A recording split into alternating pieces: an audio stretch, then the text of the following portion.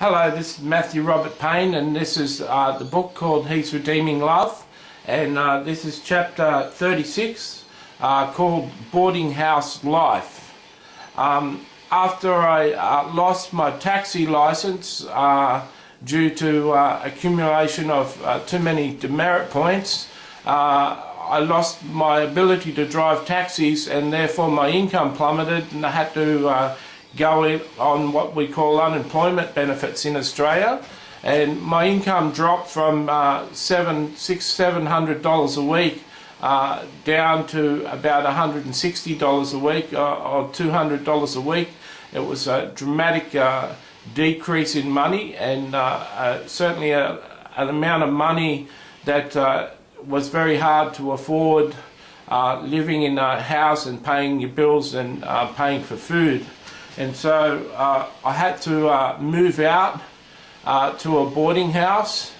The first boarding house that I moved out to served, I didn't serve a hot breakfast, but had breakfast cereal supplied and toast supplied and orange juice. And you had no lunch supplied, but had dinner supplied. We lived in a boarding house. It was about 20 people lived there. I had a good room and had a TV, but I was a little bored with my time. I didn't have a lot of money to go out and do things, and so there was only TV. I didn't attend a library at the time and wasn't borrowing books to read, and so life was pretty boring, sleeping and watching TV in the afternoon, and it was a bit boring. I met a guy in the first boarding house that suffered from post-traumatic stress syndrome, and when he went through the dimensions of the characteristics of post-traumatic stress syndrome, it sounded awfully like bipolar, what I had. It seemed that he was suffering a lot similar to what I suffered like with bipolar. So that's something I learned, that if I ever come across someone with post-traumatic stress syndrome, I know that they're suffering. I remember I had a couple of friends in the boarding house. Had one particular friend in the boarding house that had a car, and he took me and my son to the beach once, and we went out in the car once. He had a job, and he used to come home, and he used to love my friendship. There were people in the boarding house that didn't like me and joked about me and made fun of me, and that wasn't too interesting. I remember in the boarding house, I watched tennis.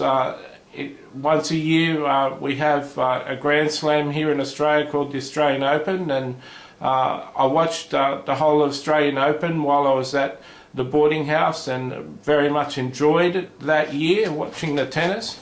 And that was on all day, so that was exciting to watch, and you were able to watch players progress from the first rounds right to the final, and that was exciting. Around that time,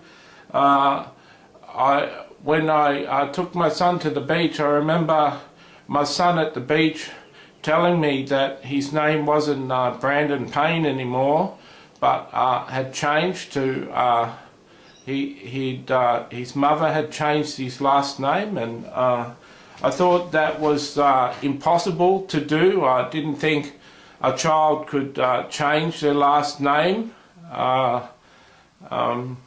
without the father's permission, but obviously he did it. Obviously his mum did it, and she changed his last name to her boyfriend.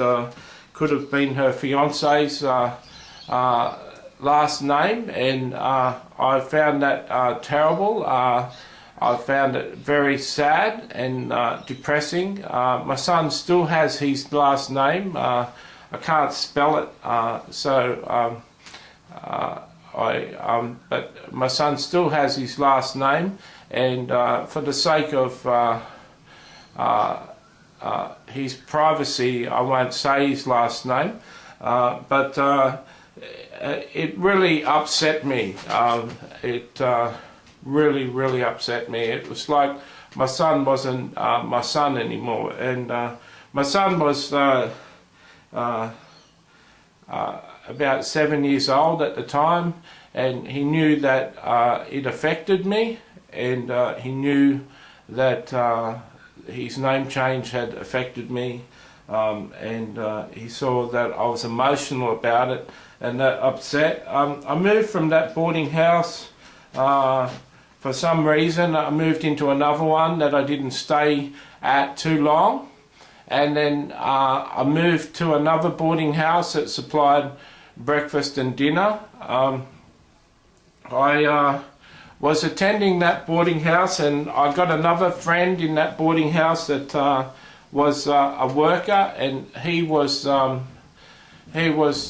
person who worked in construction of concrete, and he had a concreting business that he was in charge of and had a whole lot of workers, and he's a very hard worker. He loved to go to the casino in the city of Brisbane and gamble, and he used to gamble on roulette, and he used to make multiple bets on roulette on certain numbers, and I think roulette's got a 1 in 40. I think roulette's got 40 numbers, and so it pays out 40 to 1 if you win. And he used to bet on multiple numbers, and his bets were between $500 and $700 each bet, with all the stacks of chips on numbers. And I remember one time we went, and he had me mark down the numbers on the card, on a circular card, what numbers were coming up on the wheel and how often each number was coming up, and we'd base our bets on that card, on what statistically was coming up most, what areas of numbers were coming up most. And so I learned to gamble with him, and I learned to place chips down on the bets, and place chips for him, and we'd be ready by the time the guy said final bets, and we'd let the wheel spin. And he used to win quite a bit. The second time we went, the first time we went out, he won about $5,000, and he shouted me a meal, and didn't give me any money, but was really free with the drinks, and we had a few drinks and had a good meal. He loved my company, and I was busy editing The Fallen Ones, still polishing The Fallen Ones, because I was going to self-publish it one day, and he got an idea that I was going to self-publish it, and told me, well, my brother said if I come to Coffs Harbour and help him in his business, that if I help him for a while, he'll self-publish my book for me. And at that time I thought it was going to cost $6,000 for 1,000 copies of the book, and I didn't know any other way of self-publishing at that time. And my friend told me, if you go to, my friend in the boarding house told me that if you go to Coffs Harbour with your brother and your brother doesn't pay you, here's my mobile number, just give me a ring and I'll publish your book for you, I'll give you the money. And thought that was amazing. The second time we went out gambling, we were in the midst of gambling, and he said to me that he had to go to the toilet and for me to continue betting. And that was tremendously stressful for me. He went away, and I placed 3 lots of bets while he went to the toilet, and it was $2,100 worth of bets that I'd placed while he was away, between $1,500 and $2,100. Thankfully I won on 2 of the spins of the wheel. 2 out of 3 times I placed bets I had a win, and won the money back, so I didn't waste all this money.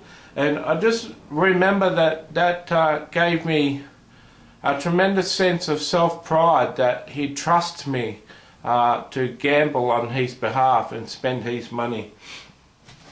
It really impressed me that he offered to publish my book, but I said to him that my brother would pay for that, so there'd be no need. Whilst I was at that boarding house, one of the guys there had a sister that came in, and the sister was young, and I think I was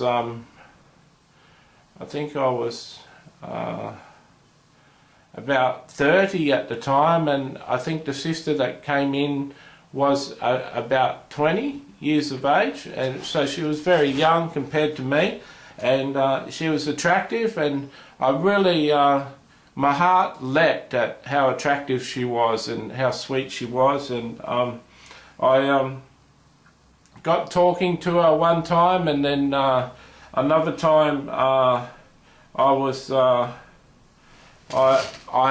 met her, and I plucked up the courage to ask her out one time, and she said yes, she'd love to go out with me, and I found out soon enough in the first date that she was a witch, and I found out from her, or from her asking her brother asking her, overheard conversation. I heard the question, did the spell work? And I was curious about what that meant, that did the spell work, and I asked her, or asked the brother, what that actually meant. And it turned out that she'd done a spell on me, that when she'd first met me, she'd gone home and, performed some sort of ritual, which was a spell, some sort of love spell, and its result was for me to be massively attracted to her, and that certainly worked, because I was massively attracted to her, and we went out on a couple of dates, and I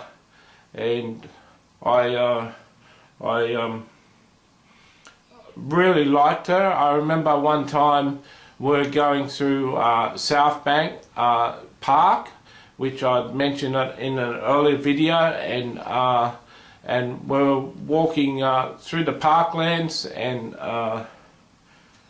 I was just about to say, you really need to know Jesus, you really need to give your life to Jesus. And I was just thinking that, and I was just about to say it, and she said, don't say that. And I said, what do you mean? And she said, don't say what you're going to say. And I said, how do you know what I was going to say? And she said, I read your mind. And I said, what was I going to say then? And she said, you're going to say to me that I really need to get to know Jesus and give my life to him. And I got upset with her that she wouldn't accept Jesus, and she didn't want to accept Jesus, and she didn't want me to say that statement. And we had a little argument, and we walked away from each other, and then ended up together again, and patched things up. And I remember another time I was laying in bed with her, and I was just about to say, gee, your perfume smells beautiful. And she says, it does, doesn't it? And I said, what? And she said, you're just about to say, my perfume smells beautiful. And I said, yeah, it does smell beautiful. And once again, you read my mind. And she says, yeah, it's a skill I have. And some people in the Christian world maintain that Satan can't read minds. They maintain that Satan can't read your thoughts, and people can't read your thoughts. And I found that Christians hold on to a lot of things, and some things that Christians believe are the truth are not the truth. For instance, a Christian can't be possessed. A Christian can't have a demon in his life. Is something that a lot of Christians firmly believe, but in my experience I've had demons in my life as a Christian, and totally seen the change in myself when the demon has left. My whole behaviour had changed when the demon was cast out. So once again, here was an issue that I've seen firsthand of me about to say something on 2 occasions, and this girl reading my mind, and first of all saying, don't tell me that, and when I was saying she needs to accept Jesus, and secondly she said it is nice when I was going to say that her perfume was beautiful. I don't believe that Satan can't read minds, and some would say that the only way Satan can read a mind is if he places the thought in your mind and then tells you what your thought is. And I don't believe that either, because she wouldn't have put a thought in my mind, you really need to know Jesus, you know. That idea of giving her life to Jesus at that time was opposite to what she wanted, and so we had a mini argument over that when we were walking in the park, and so it certainly wasn't a thought that she placed in my mind just to try and convince me that she was reading minds. Years later I met a Christian guy who'd been involved in witchcraft for a while, and he said that one of the lower levels of witchcraft is the ability to read minds, is learning the ability to read minds. And he said it was one of the more simpler things that they can do. Another thing he said that was pretty simple for him to do was to learn to astral travel, and we would call that